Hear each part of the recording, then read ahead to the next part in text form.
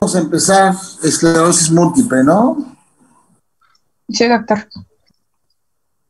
Muy bien. Bueno, pues la esclerosis múltiple es una enfermedad degenerativa, autoinmune. Vamos a ver las características y son de las enfermedades, desgraciadamente, que van en aumento. Ya hemos platicado que hay enfermedades que van bajando en frecuencia, como la cisticercosis, y otras que van subiendo, como la esclerosis lateral amiotrófica, la esclerosis múltiple, el Parkinson, las demencias. Esas van subiendo. La historia de la esclerosis múltiple empieza en un pueblito muy pintoresco, Dardingen, muy cerca de Rotterdam, en Holanda, un pueblito que ahí lo ven, típico de esa región, los molinos de viento y todo, pero que en la época de hace muchos años, igual mucho tiempo del año permanecía con nieve, y pues ahí donde se describe por primera vez la enfermedad en el siglo XIV, cuando a una señorita, 13, 14 años tenía, Lidovina de Scheidman, presentó síntomas de una enfermedad rara que consistió, y vamos a analizarlo, en parálisis de una extremidad, lo que quiere decir problema motor, neurona motora, disfagia, seguramente con pares craneales bajos, tallo cerebral, trastornos sensitivos, médula espinal, tálamo, lóbulo parietal y problemas visuales, ya sea cualquier parte de la vía visual o qué tal el nervio óptico, como una neuritis óptica. Esta paciente pues tenía secuelas de estos múltiples, el nombre, acuérdense, múltiples manifestaciones, y entonces pues ya no podía hacer sus actividades, no podía ir a la escuela, y lo que hacía era cuidaba enfermos. Se prestaba a cuidar enfermos, a cuidar viejitos, hasta el final de sus días, que no fue mucho tiempo después, y fue considerada una santa, Santa Lidovina de Scheidman, patrona de los enfermos crónicos, precisamente porque cuidaba a enfermos crónicos o a viejitos. La descripción ya original de la enfermedad, desde el punto de vista también anatomopatológico y clínico, la hizo el doctor Charcot en el Hospital de Salpêtrière en Francia. En 1868 describe la esclerosis múltiple cuando observa un acúmulo de células inflamatorias con distribución perivascular en el cerebro y en la sustancia blanca de pacientes que tenían episodios clínicos intermitentes de disfunción neurológica, o sea, cuadro clínico de enfermedades que van y vienen. La descripción entonces de análisis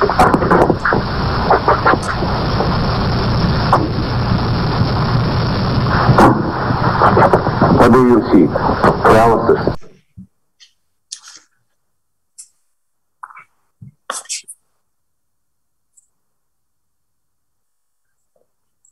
era precisamente la asociación de las manifestaciones clínicas múltiples con lo que en los hallazgos de autopsia veía con las lesiones. Aunque el mismo Charcot reconoció que fue el patólogo, también francés, Cuvelier, quien describe por primera vez las lesiones color marrón, como la que ven ahí, en la sustancia blanca periventricular, que corresponde a lesiones desmielinizantes. Bueno, múltiples son los estudios de Charcot, presentando, por ejemplo, esos dibujos. Bueno, en dibujos ya hemos platicado mucho de que no había tan fácil tomar fotografías. La esclerosis en placas diseminadas, fue como la tituló el doctor Charcot en 1866 en la Salpêtrière. La esclerosis en placas diseminadas. Y las placas son todas las que ven ahí, el tallo cerebral, el cerebelo, en el cerebro. Manifestaciones como el nistagmo, la diplopia, el temblor, la ataxia y la disartria eran características de esos problemas diferentes, además de problemas motores y sensitivos. La esclerosis múltiple es una enfermedad de etiología desconocida, pero tiene una patogenia autoinmune. Autoinmune como el lupus, como la artritis, como otras enfermedades. Se caracteriza por presentar en el 75% de los casos un curso ondulante, es decir, exacerbación, remisión de los síntomas, como lo que vemos en la grafiquita de abajo. Aunque cada vez que es remisión, entre más tardemos en hacer el diagnóstico, más secuela nos va a ir dejando. La esclerosis múltiple es una de las causas más frecuentes de discapacidad neurológica en adultos jóvenes y constituye la forma más frecuente de enfermedades por alteraciones de la mielina, o sea, enfermedades desmielinizantes. Ahí está. Son varias las enfermedades desmielinizantes, pero por mucho la esclerosis múltiple es la más frecuente. Probablemente un poquito abajo se encuentra la enfermedad de Vick o neuromielitis óptica, y las otras ya son muy raramente encontradas o diagnosticadas. Tiene predilección por la sustancia blanca, nervio óptico, tallo cerebral, médula espinal, con un proceso inflamatorio que puede afectar principalmente a la mielina. To and from the brain efficiently with little or no loss of energy in the process. When a person has MS, their myelin and axon is damaged and sometimes destroyed, but only in the central nervous system. The destruction, or demyelination as it's called, may occur in any part of the brain or spinal cord. As demyelination progresses, a dense, hardened scar, or sclerosis, forms at each site.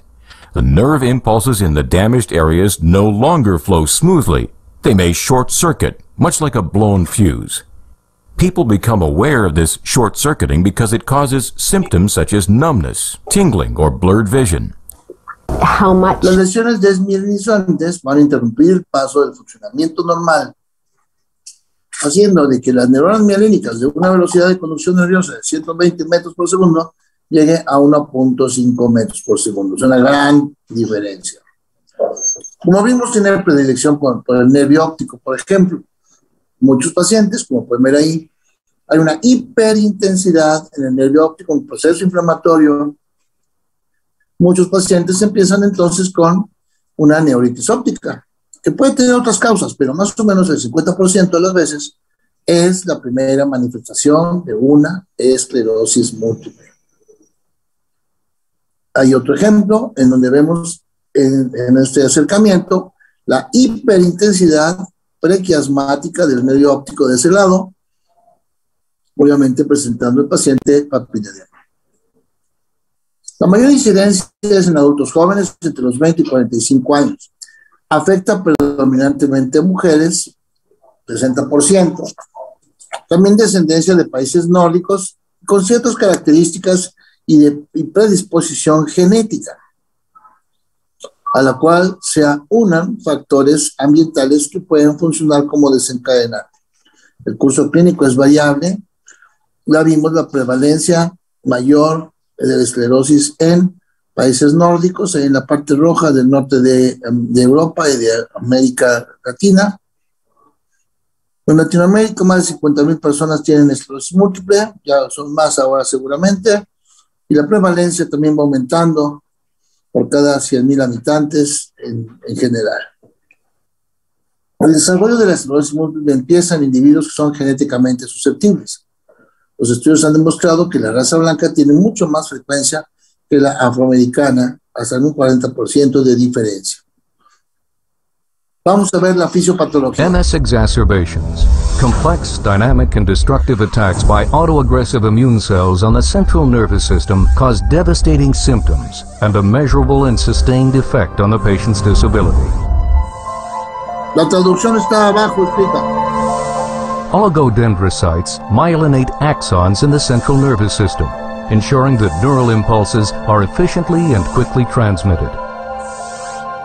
An MS exacerbation is instigated when a circulating T cell becomes misprogrammed to target and attack myelin. The T cell releases cytokines to recruit similar T cells, B cells, and macrophages to mount the attack. These inflammatory cells are able to cross the blood-brain barrier, which normally separates immune cells in the periphery from the central nervous system.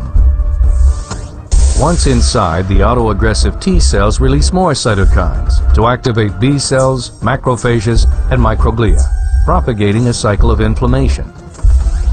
The B cells produce antibodies, The macrophages and microglia release cytotoxins. Together, these destructive elements attack the myelin sheaths, axons, and oligodendrocytes, leading to cell disintegration. These damaged areas of myelin, visualized as active lesions on an MRI, disrupt the transmission of nerve impulses. Patients can suffer symptoms such as impaired vision, sensory disturbances, and problems with gait and balance that last from days to months. These symptoms interfere with their mobility, safety, and overall quality of life. Fortunately, MS exacerbations can be treated with approved therapeutics that target excessive immune responses and inflammation, leading to improved symptoms, reduced short-term disability, and accelerated functional recovery.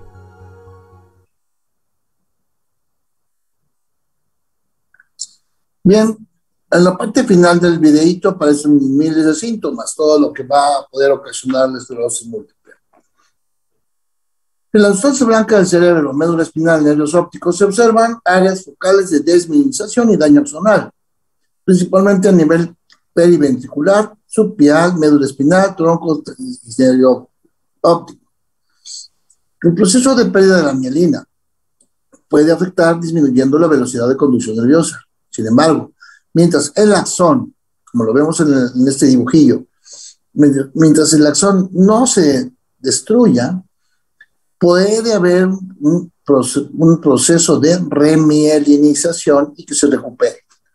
De 1 millón de fibras que se desmielinizan, 200,000 se daña el axón rápidamente, 800,000 van a tardar. De manera que si utilizamos antiinflamatorios como la dexametasona o algún esteroide, lo que sucede es que baja el proceso inflamatorio y el nervio se encuentra en posibilidades de remielinizarse. De manera que de 1 millón, 200,000 se mueren, 800,000 van a recuperar.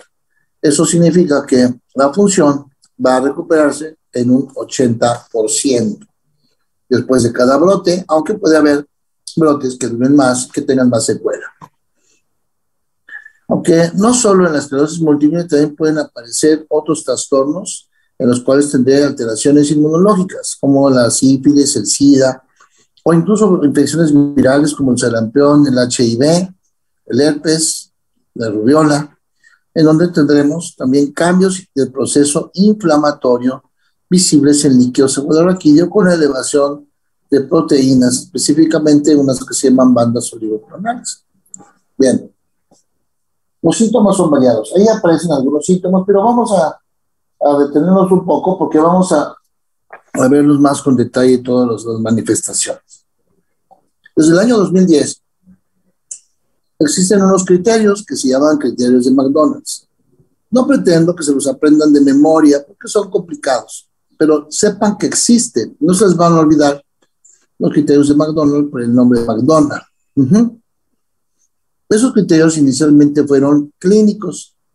Ahora tenemos datos adicionales que son necesarios para el diagnóstico y que, gracias a la resonancia magnética, cerebral y a los nuevos resultados de análisis del líquido cefalorraquídeo, podemos concretar el diagnóstico más certeramente. Fíjense la historia, el cuadrito inicial es lo que me dice todo. ¿Qué necesito para la presentación clínica? 2 o más brotes. Acuérdense que el 75% de las veces se presenta en brotes. 2 o más brotes, ¿ok? Evidencia clínica objetiva de 2 o más lesiones. 2 o más lesiones. Por eso es múltiple. Evidencia clínica objetiva de una lesión con evidencia histórica razonable de un brote previo. Nada más tengo una lesión, ¿ok? Pero hace 5 años tuvo neuritis óptica. Entonces tiene un brote previo. Entonces todas estas son manifestaciones clínicas en donde también veo lesiones físicas. Entonces 2 o más lesiones, ya sospecho. 2 o más brotes, no, pues ya seguro. Pero sin embargo, con la resonancia magnética confirmamos el diagnóstico. Bien. A medida que avanzaron los estudios y ahora tenemos imágenes de resonancia magnética que nos pueden decir incluso la edad más o menos de las lesiones desmineralizantes. Bueno, vamos a ver por ahí algún término que se llama NEDA. No hay evidencia de actividad, de enfermedad activa. Es decir, ¿qué pasa si la paciente tuvo hace 5 años un cuadro de hemiparesia y se le diagnosticó esclerosis múltiple? Pero esa lesión ahí está, ahí se queda. Pero la paciente mejoró de su hemiparesia. Entonces, sí, ahora tengo una cicatriz, pero no hay evidencia activa. Es decir, mejoró la paciente clínicamente, tiene una cicatriz en la sustancia blanca, pero no está en actividad. Lo que quiere decir que las lesiones, muy parecido a las metástasis o los tumores, las lesiones pueden tener más actividad o menos actividad. Estas son las 4 formas de presentación, son los tipos de la esclerosis múltiple. El remitente recurrente, primariamente progresiva, secundariamente progresiva, y la que es progresiva, pero remitente recurrente. Vamos a ver. La más frecuente de todas es esta, la remitente recurrente, que es la menos agresiva, afortunadamente. ¿De qué va a depender el primer brote? ¿Hasta dónde va a llegar? Bueno, va a depender en parte de la enfermedad del paciente, pero también el tiempo que tardemos en hacer el diagnóstico. Difícilmente un médico piensa en esclerosis múltiple. Es una enfermedad que se desconoce mucho, aunque ya es muy frecuente. Y hay varias áreas en la medicina que podemos ver pacientes con esclerosis múltiple. A ver, el médico general, el médico de primer contacto. Una paciente, 24 años, llega porque está perdiendo la fuerza de la pierna izquierda. Entonces, ¿qué pasa? Pues tiene menos fuerza, le revisa, pues no le encuentro nada, no le duele. ¿Qué será? Pues quién sabe. Le manda vitaminas, principalmente vitamina B, la paciente no mejora. Al contrario, como que siente que perdió más fuerza. La mandan a rehabilitación. No, pues no mejora. Y entonces, de rebote, por el consejo de un familiar, llega con el ortopedista. Pues sí, como el que pierde la vista va con el oftalmólogo, pues lo que está perdiendo la fuerza de la movilidad de la pierna, pues va con el ortopedista. Se me hace que es de ortopedia, pie plano, una cosa de rara. Le dicen, va con el ortopedista no, pues vamos a ver, no le encuentra nada. Nada, cambias un poquito los reflejos, tal vez un poquito de hiperreflexia, o hiporreflexia, no sé, algo diferente, pero pues no le encuentra nada y le manda una resonancia magnética cerebral simple. A lo mejor es una compresión radicular, está muy joven, está delgadita la chica, pero pues vamos a ver. Por supuesto, la resonancia magnética simple sale normal y la mandan nuevamente a rehabilitación. Al mes, la paciente ha perdido casi toda la fuerza de la pierna, pero ya empieza a perder la fuerza de la mano. La extensión, entonces, aunque pueda tener un inicio súbito, se va extendiendo.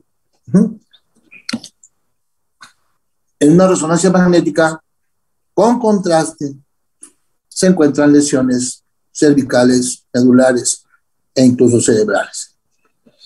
Entonces hay que pensar, bueno, los síntomas son variados, es difícil, pero cuando tengamos una mujer joven, o mujer porque es más frecuente, o hombre joven, con síntomas múltiples, predominantemente sensitivos, debemos de pensar en eso.